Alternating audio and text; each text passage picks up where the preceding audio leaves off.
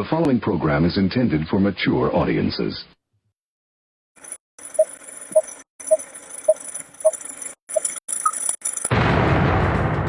Rudy's revelation. You can't handle the truth. The New World Order. Hey everyone, welcome to today's podcast. It is Tuesday, April 22nd, 2024. All right, today, so we're going to be talking about a little bit about the Pope, not much about the Pope, but the fact that they're trying to oust Pete Hegseth, that's been going on for some time. And other developments in today's news. We're going to get into that in just one second. Today, we're going to unveil a bit of a conspiracy, as we always do here, the grand conspiracy, so to speak. So let's break into today's headlines for today, Tuesday, April 22nd.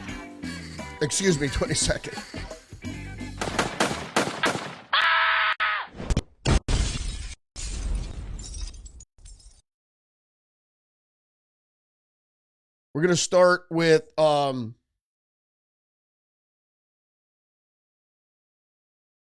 with me now. All right, bear with me. Hold on. Already have some tech problems early on here. So let's just get into it. New York Post, high-ranking Democrat Jeremy Raskin threatens countries that support Trump. When we come back to power, we're not going to look kindly. What is he talking about here? Well, Representative Jeremy Raskin threatened foreign leaders who facilitated authoritarianism in our country by currying favor with President Donald Trump on issues like deportation, saying Democrats will not look kindly on his supporters when they come back to power.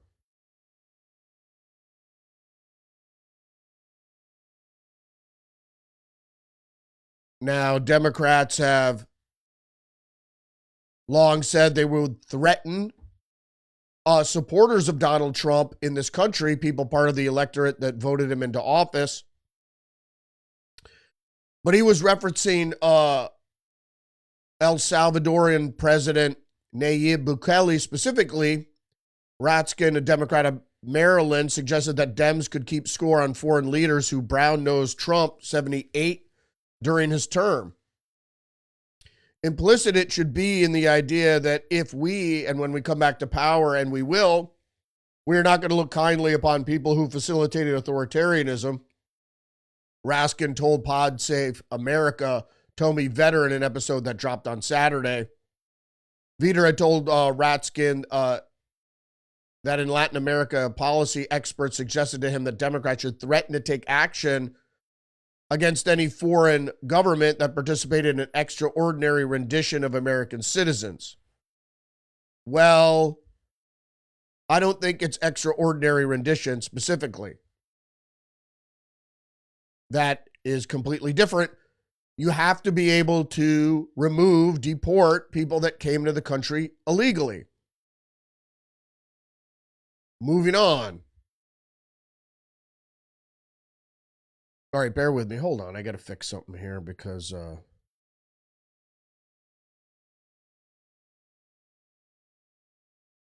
I'm already having tech difficulties, it figures. So let me move along here. Okay, this is PJ Media. Jeremy Raskin versus the world.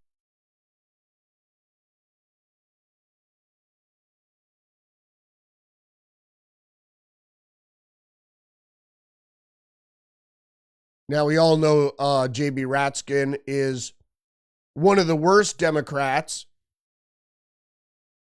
Ratskin recently allowed that foreign countries who have the temerity to cooperate with Trump administration will be on the receiving end of a Democratic punishment once the party completes the People's Revolution and returns to power. And then they referred to the extraordinary rendition here from PJ Media.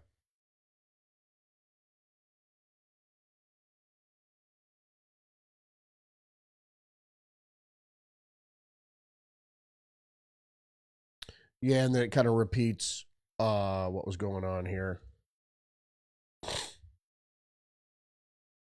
Excuse me. All right. Come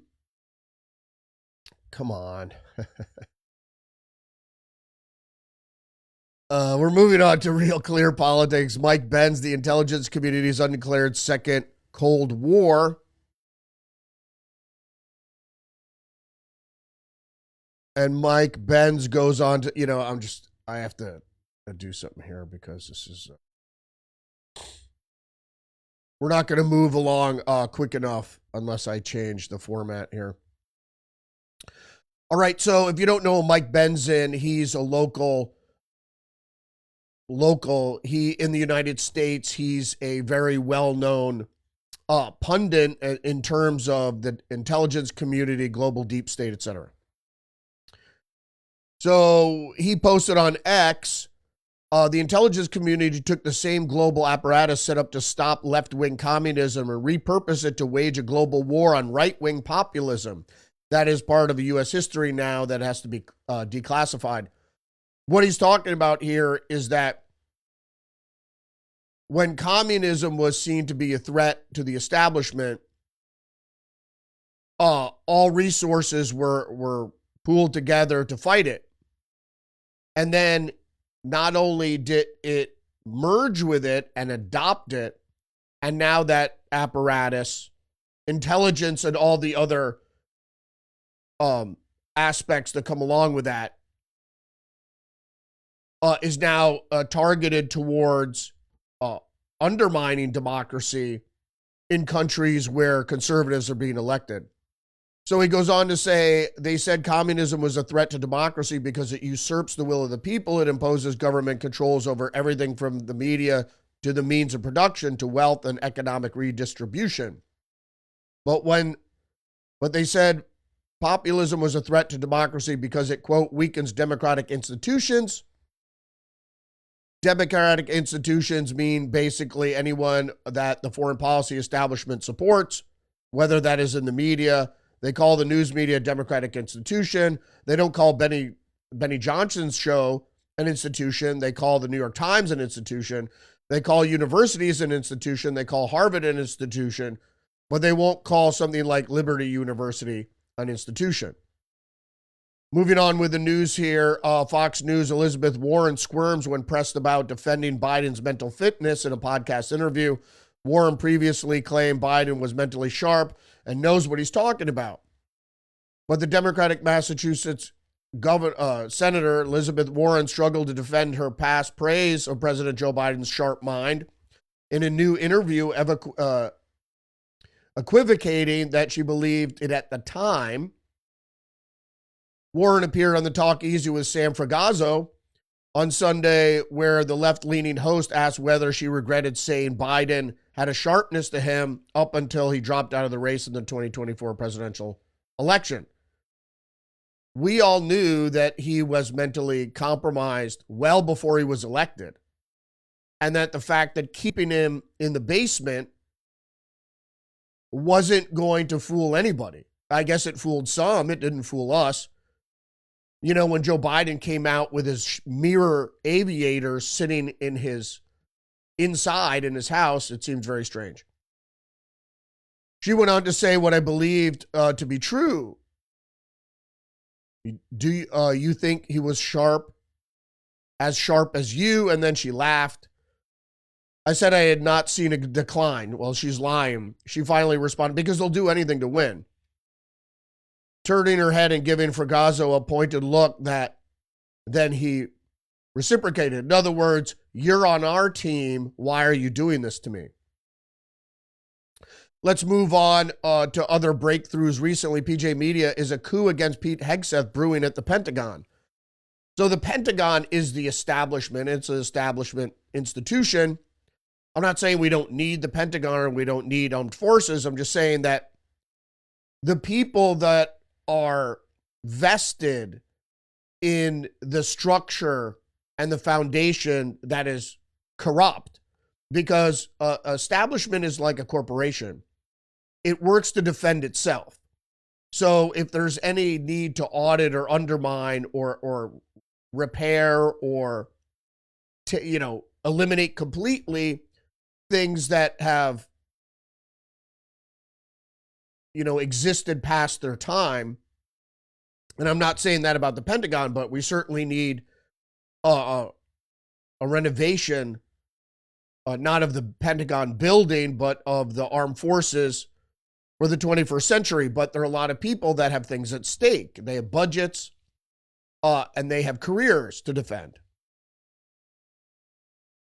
So it goes on to say, something tells me that the liberal media is trying to force out Secretary of Defense Pete Hegseth from the Pentagon. Well, we know this to be true. They tried to undermine his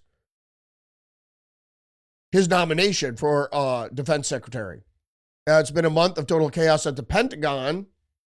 This is from Politico, quoting from Politico.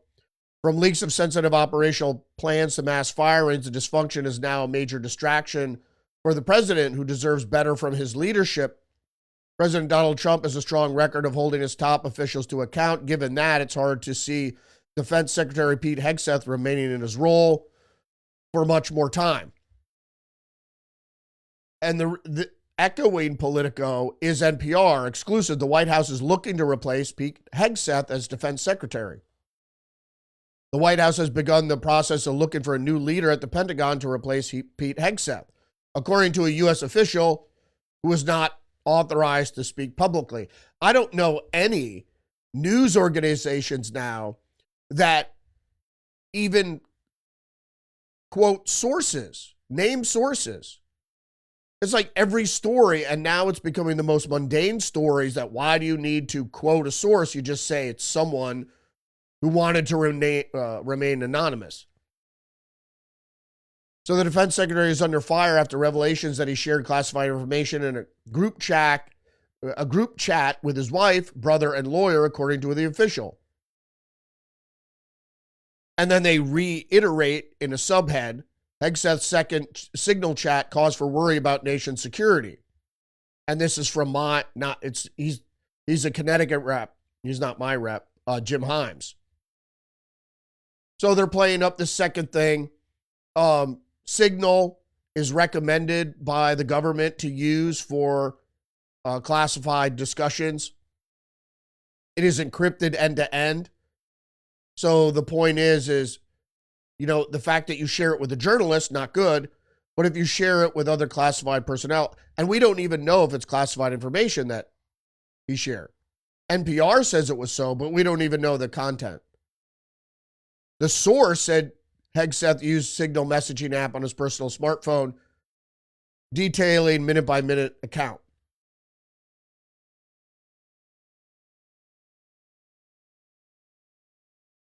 Yeah, more tech difficulties. Moving on to the New York Times. What is dark woke? I don't know if you heard about this. This broke just yesterday, actually, in the New York Times.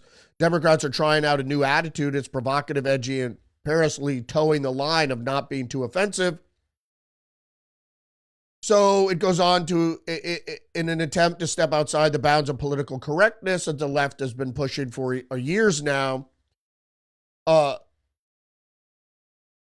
the political correctness that Republicans have accused Democrats of establishing. It's true. It's not accusation. It's true. And it requires being crass about discerning rude, but only to a point. Online has a name. It's called dark woke. Republicans have essentially put Democrats in a respectability prison. There is an extreme imbalance in strategy that allows Republicans to say stuff that really grabs voters' attentions, but we're stuck saying boring pablum. I see it as a strategy shift with Democratic messaging. I'm a big fan of dark woke, says a Wisconsin Democratic Party strategist. Dark woke for now is a meme that lives mostly online, but its roots have been sown throughout the party for years. In the waning days of the Biden administration, memes about Dark Brandon often referred to the version of former president that conservatives most feared. I don't think that's true. I don't think we feared Dark Brandon. They were just they were trying to conjure up the nasty old man and make it into something more than it was. Outside the party, the dirtbag left, a term for the cohort of leftists, provocateurs who eschew civility politics, inspired headlines for their unrestrained derision of conservatives and liberals alike. Moving on with the headlines, One American News.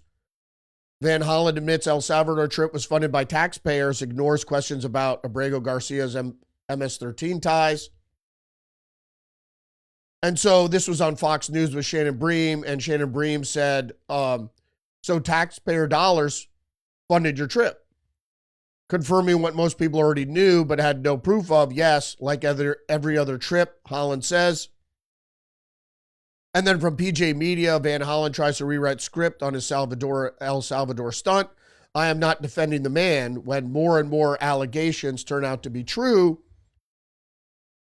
about this Salvadoran national, Abrego Garcia. Obviously, everybody in this country, even those undocumented immigrants, have rights.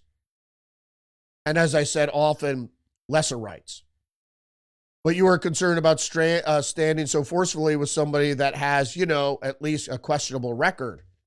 And this isn't by Bream. This is from, I believe, Jonathan Karl. I think he's CBS or ABC.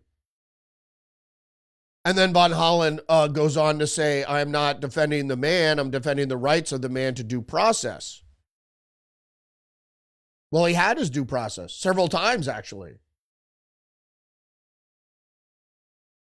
And that's not, you want to bring the guy back from after being deported, bring him back so he could sit in court.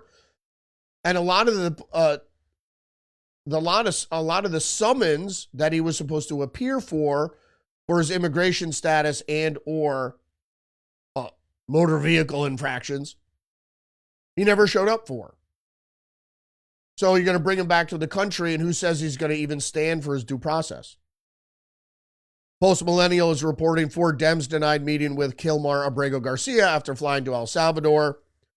El Salvador has just denied Democrats from meeting with the MS-13 gang member because they didn't travel to the country in official capacity. According to GOP Oversight Committee, House Committee, Comer. Representatives Robert Garcia, Democrat of California, Maxwell Frost, Democrat of Florida, Yasmin Ansari, Democrat of Arizona, and Maxine Dexter, Democrat of Oregon, all traveled to El Salvador on Monday morning,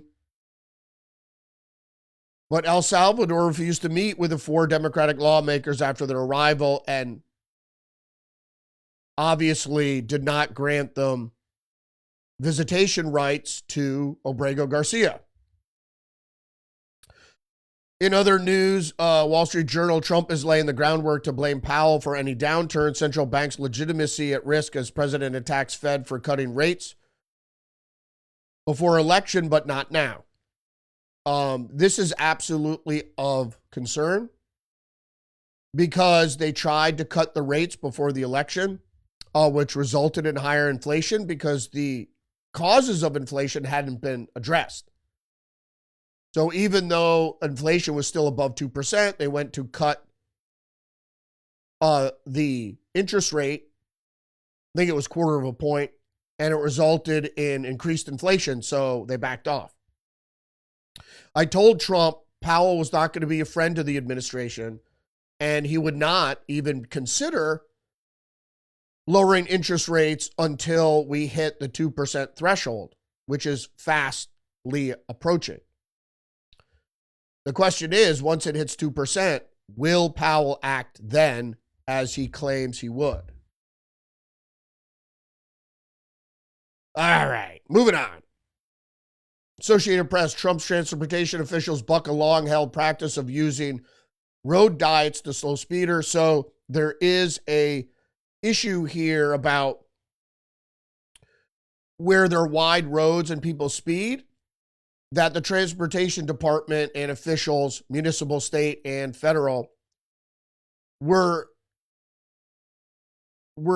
sort of in agreement over, oh, people are speeding on big roads, let's make the road smaller. Well, that causes congestion.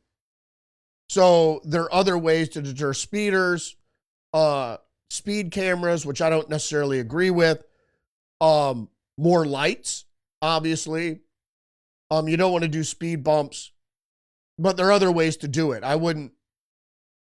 And if people are speeding, maybe you should provide a way for them to get to their destination faster. Build another highway, turn something into a faster road. It's all possible. I mean, these people are engineers. They should figure it out. But I think you build a wider road, I think taking lanes away is a bad idea. Right, Reuters is reporting the U.S. Department of Education to resume collecting student loans in default. If you didn't know what was going on here, the U.S. Department of Education said on Monday it will resume collecting federal student repayments from borrowers in default after May 5th, after a pause of more than 5 years. So if you didn't know this was related to COVID, the resumption will impact more than 5 million borrowers who are in default. In other words, they failed to pay back their student loan. There are a lot of people that get student loans to go to college, then drop out and say, fuck you, I'm not repaying the loan.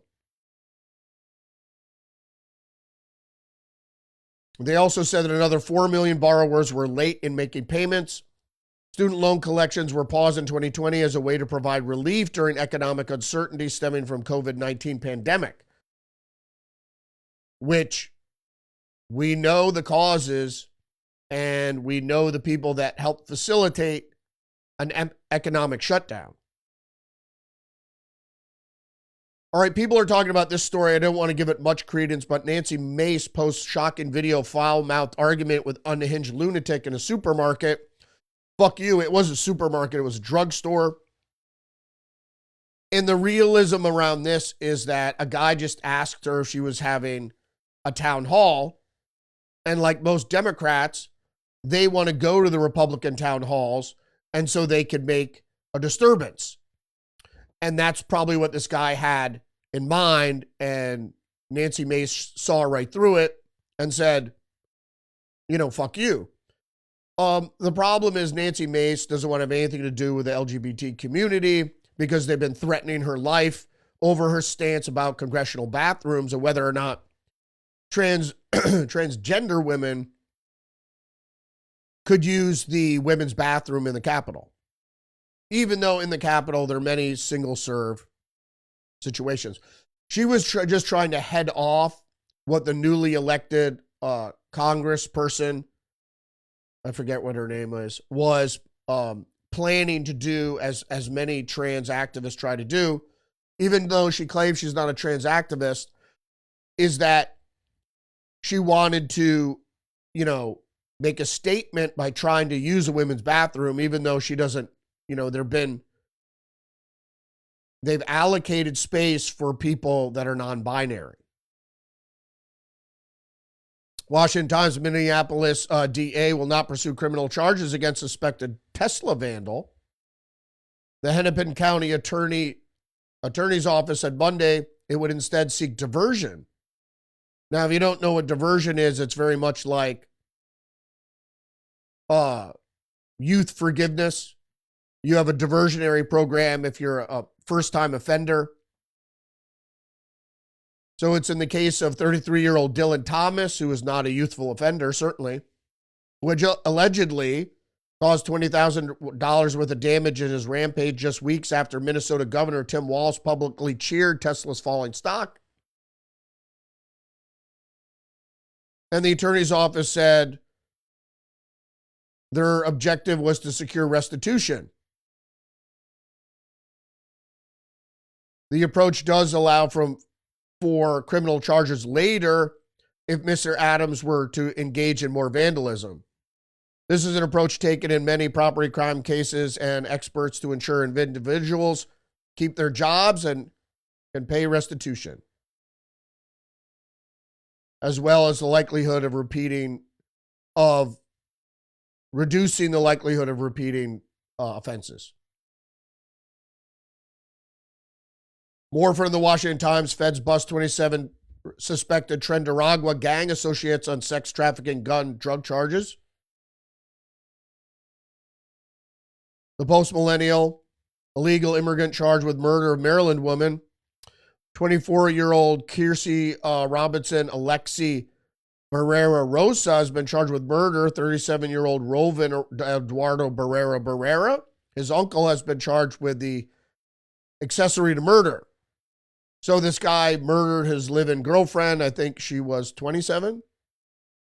24, Lesbia Milith Ramirez Guerra, 23, was found just outside of Cedarville State Forest in a shallow grave.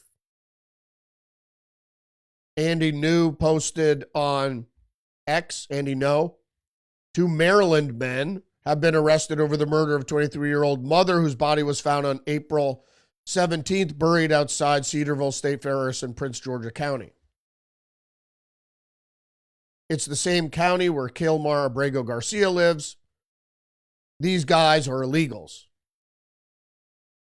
Just the news, over 500 violent illegal immigrants arrested in Virginia since February, according to Governor Youngkin. PJ Media, Democrat judge blocks NYC mayor from cooperating with ICE. Democrat Judge Merrill Rosado of New York Supreme Court has determined that New York City Mayor Eric Adams can cooperate with the United States immigration, can't cooperate with ICE by allowing the government agency to operate on Rikers Island, which is a prison. So people that sanctuary states do not honor ICE retainers, which mean hold the prisoner until we get there to deport him. The New York City Council sued Mayor Adams last week, accusing him of making a corrupt bargain with Donald Trump.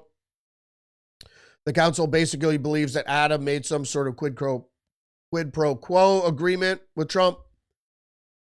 So for some reason, you're not going to deport criminal aliens. Return them into the community. The Federalist is reporting Judge Alito issues scathing rebuke of Supreme Court's middle-of-the-night deportation interference. Alito argued the court hastily and prematurely granted unprecedented emergency relief in a legal, questionable manner. Basically, what this is obviously him and Clarence Thomas dissented, and in their letter of dissent, they said, why would the Supreme Court not rule and issue a temporary restraining order or a stay or an injunction? It's all kind of the same thing. It just says the administration has to stop. Why would they do that? As I mentioned previously, that the United States Supreme Court is the only court that can really rule on the executive branch.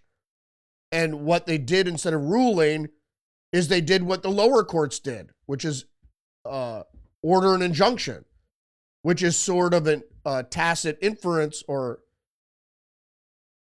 to the lower court to say what they were doing was correct. They should have either ruled or not ruled.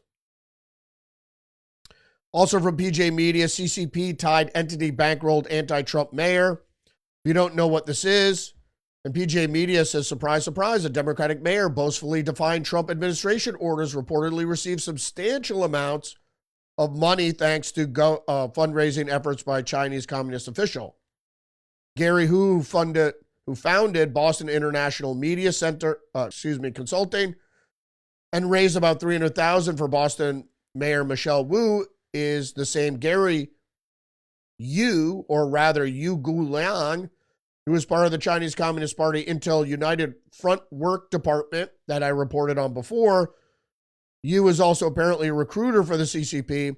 Is Wu one of the recruits doing pro-CCP work for the UFWD? As I mentioned earlier, the UFWD is an infamous CCP initiative to infiltrate other countries and influence foreign perception of the CCP and foreign opinions and policies toward Maoist goals. They say Marxist. The Communist Party's UFWD never rests, China expert Gordon Chang said in a statement to the DCNF. There is no ethnic Chinese official in America who is not targeted. It's time for law enforcement to investigate the CCP's ties to Gary Yu and Yu's ties to Boston Mayor Michelle Wu. Now, this is replete also in California, as we've seen time and time again. Just the News is reporting after being told to cancel Harvard students hold anti-Zionist Passover.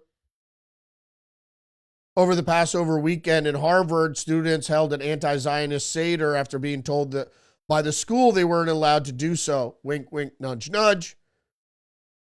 The event was also co-organized by an unrecognized student organization. The anti-Zionist Passover Seder for Liberation, organized by a group of Adams students. Adams House administrators. House Administrator Matthew Burke accused the students of organizing the event with an unrecognized student group, Harvard Jews for Palestine, and demanded they cancel the Seder.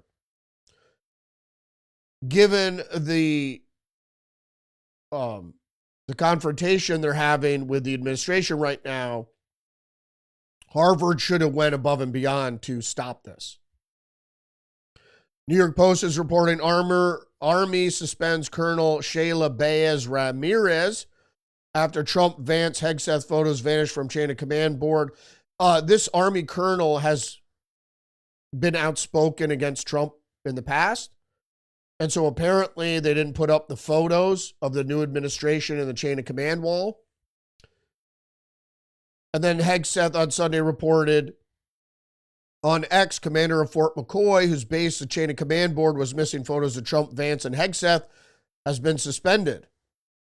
And a new photo of the wall showed the frames had been filled. Fox News reports Colorado totalitarian transgenderism bill sparks concern for parents. And I've reported on this before. Blue state Democrats push bill to restrict parental rights if child's gender identity is not affirmed by the parents.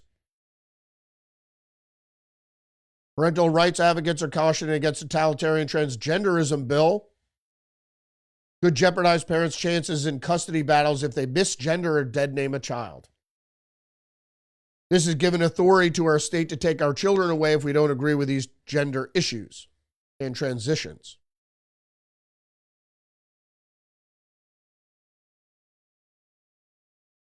If the door for all parents to potentially have their children forcibly removed by the state, if they're not willing to affirm their child's mental health distress, because it is mental illness.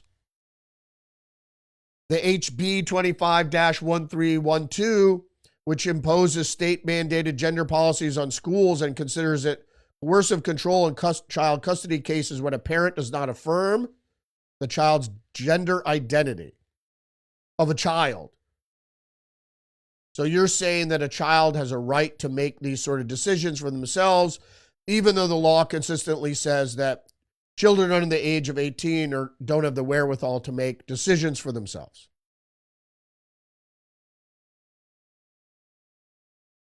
When determining the best interests of a child, a court shall consider dead naming, misgendering, or threatening to publish material related to the individual's gender-affirming healthcare services a type of coercive control. More news from Just the News. Canada's Conservatives see a reversal of fortune. Paul Levier may miss what looked like a slam dunk. If you didn't know, when Trudeau was stepping down, everybody was sure that Paul Levier, who's the Conservative leader, was a shoo-in for the next prime minister. But then Mark Carney stepped in and everybody said, oh, good, Trudeau's gone. We're going to stick with the liberal Mark Carney. But now everybody likes Mark Carney, and the chances of Poilievre winning the election was 92% or something like that. Now it's down to 23%. Detail of Pope Francis' funeral release as Trump, Starmer, and Macron plan to attend. I think this is going to be an assassination attempt on Trump while he's traveling. Security is always heightened when they go abroad, but I guess my mind is stuck in, what was the movie with Gerard Butler? Not White House Down or Olympus Has Fallen.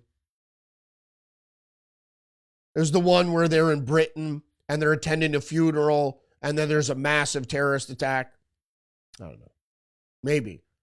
But what I do know is that I heard a report that Pope Francis's clavicle had collapsed. So the clavicle is right here. I haven't seen any confirmation of that, but that would lead you to believe that he had been strangled. Because how does pneumonia and a stroke collapse your clavicle? Zero Hedges reporting exposing Beijing's gray trade tariff avoidance scheme. Is a new boom in deceptive trading practices taking shape in many parts of the world? The Trump and the trade negotiators had already warned of this, and what gray trade is basically, instead of directly trading, you use another country that has lower tariffs to get your imports into America at a reduced cost, or delaying the assembling of certain products until they get close to America or get into a country that has more favorable trading with America. Moving on, One American News, Putin ratifies treaty agreement with Iran, strengthening military and diplomatic ties. This is another strategic move by Russia. I didn't think this was going to happen because I thought Russia was bogged down in Ukraine and that wasn't going to come to the aid of Iran. But now they say they will. So this isn't good for global peace. And it looks like Putin is trying to use the cover of the peace negotiations to strengthen his position. Not surprising in the way foreign diplomacy works. And the way Russia works and China works, they do the exact same thing. When you ask them for something, they say, yes, we will. And they go behind your back and try to strengthen their position.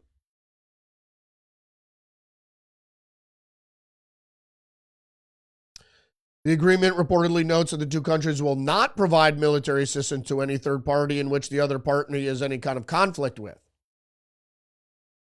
So basically, if they get in conflict, they're not going to support the enemy.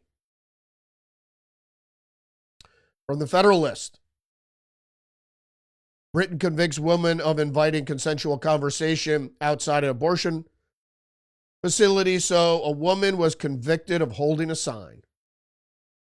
The conviction of Dr. Livia Tosay Bolt, a retiree in the south of England, for holding a sign that read, "Here to talk if you want," outside an abortion facility, should chill anybody who values free speech. Yes, even if you disagree with their views and wouldn't choose to engage with others in this way. In a free society, offering consensual conversation should never be grounds for a criminal conviction, indeed. But even if you silently pray across the street from an abortion clinic, you could be arrested. So the United Kingdom has gone completely authoritarian. Just the News is reporting activists use AI to identify climate deniers and pressure social media companies to censor them. Tortoise Media consider a left-wing British news site launch a campaign called Hot Air this month that blames the shift in public support for climate policies on the spread of what it calls misinformation.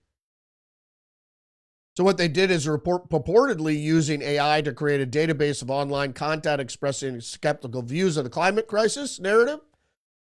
I'm sure that this podcast is on there.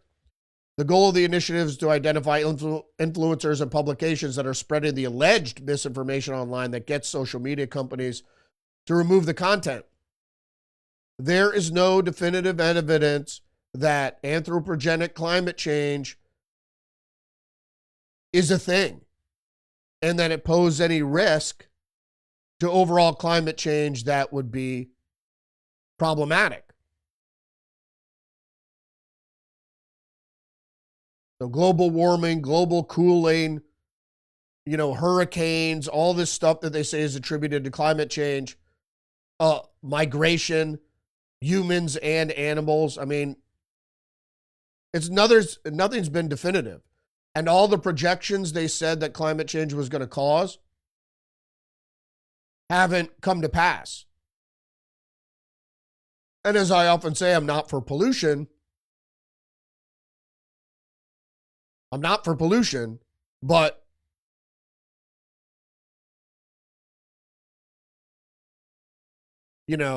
the thing is, all right, cars. Let's just take cars.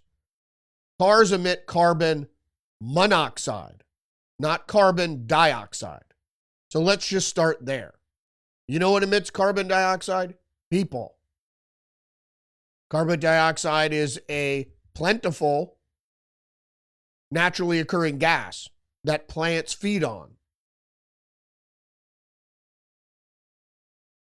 I don't want to go any further than that. I mean, it's like, All right, this is from Futurism, The Bite.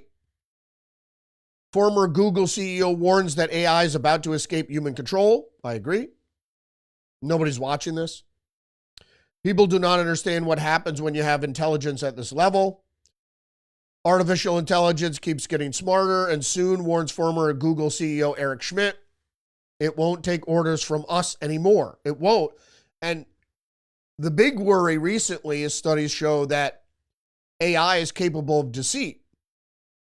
So it might very well try to deceive humans who are controlling it that it's doing what they want, and instead covertly having its own agenda. During a talk at a recent summit co-hosted by Schmidt's think tank, the Special Competitive Studies Project, the former Google head predicted within 3 to 5 years, researchers will crack the case on so-called artificial and general intelligence or human-level AI. After that, Schmidt said all bets are off. Once AI begins to self-improving, in other words, it'll figure out ways to make itself smarter, faster, etc. It essentially won't have to listen to us anymore. At that stage, he continued, AI will not only be smarter than humans, but it will reach what is known as artificial superintelligence, ASI, which occurs when AI becomes smarter than all humans put together. Collective thought. Per the San Francisco consensus, a joking term Schmidt said he uses to refer to things that are only believed by people who live in the city on the Bay, ASI will occur within 6 years. And that's just based on scale. That could be less. And coincidentally, that's about the same time the New World Order will take effect. If that sounds incomprehensible, you're not alone. This path is not understood in our society, Schmidt said. There's no language for what happens with the arrival of this. That's why it's underhyped.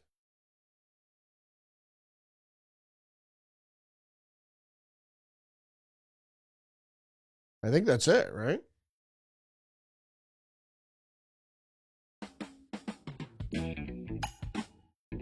That was like 45 minutes. That whole broadcast took us about 45 minutes.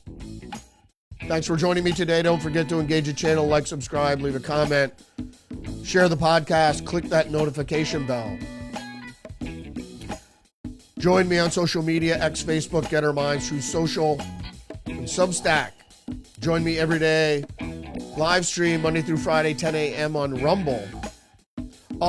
We probably won't have an edition of Tuesdays with Perry tonight. I have a couple things I need to take care of. And I haven't heard from Perry in a couple days, so.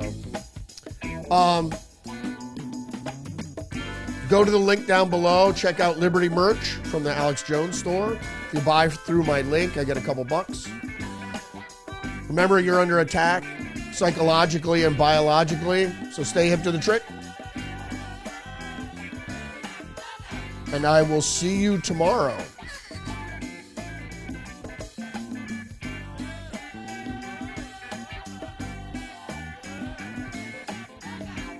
Sorry about the a little technical difficulty today. We'll try to resolve that and get back to you tomorrow.